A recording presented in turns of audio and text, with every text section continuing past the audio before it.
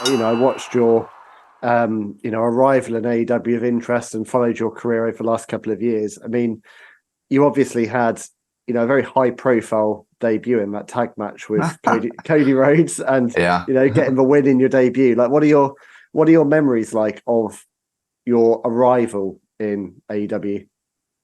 Well, you skipped over a part. The match, I felt I did my part, and I had guys in there that helped carry me and made me look like I was adequate. Part you skipped over was my actual debut, and so for reference, this was during COVID era. Yep. So there was no fans, so we would have all the extras out in the audience as the fans. Yep. So I'd been there. I think I had my tryout in February, and I'd signed.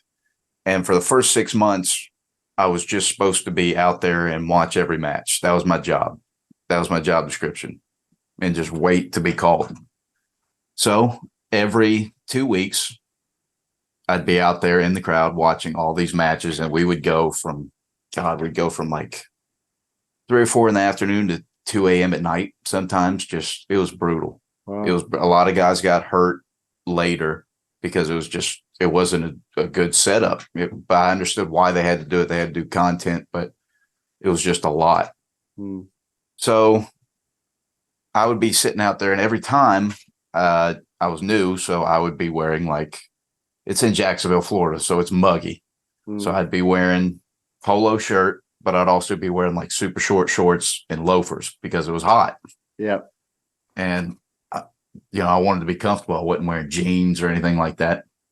So it comes time, just one day in June, I think Cody came up and he's like, how do you feel about debuting tonight? I was like, that's pretty short notice, but yeah, what are you going to say? And he'd be like, no, Yeah. I don't know. I'm not feeling it, Cody. So he's like, yeah. He's like, what do you got to wear? I was looking down. I got this. And he's like, oh. Keep in mind, it's not what I ended up wearing. He's like, you must send somebody to go to the store for you. What size polo do you wear?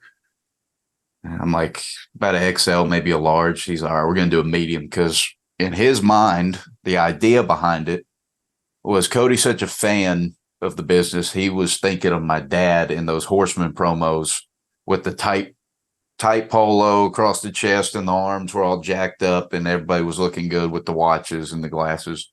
So that's what he had in his mind. He wanted a really tight polo on me. So he sends somebody off the store. They get this creamsicle orange polo. I never wear orange. It looks terrible. I don't think anyone could pull off orange.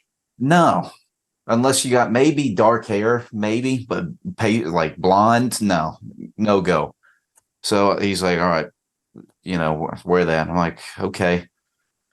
So they do the big queue up. I don't remember how they exactly did it, but Cody sets me up and I walk out, and it's the least intimidating debut probably in the history of pro wrestling. I'm sitting there wearing these short ass shorts, loafers, and this orange polo.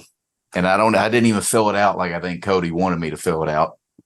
And I think all my buddies at home, I had hyped up my debuting tonight, and a couple of them told me that they told their buddies that they're like, this is my boy, like he's debuting.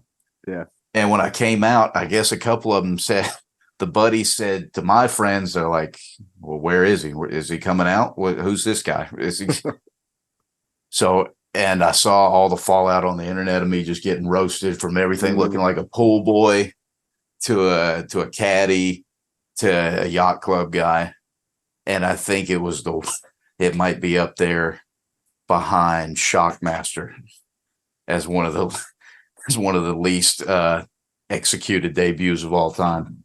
But the match the next week I thought was great. The opportunity to tag with Cody in that spot, to debut on national TV. I'd never had a match before that.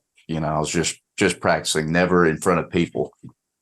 But for a guy of his stature at that time, and even more so now, knowing what he did leaving there, is pretty cool for him to be like, you know what, I'll tag with you, your debut match. That's pretty cool.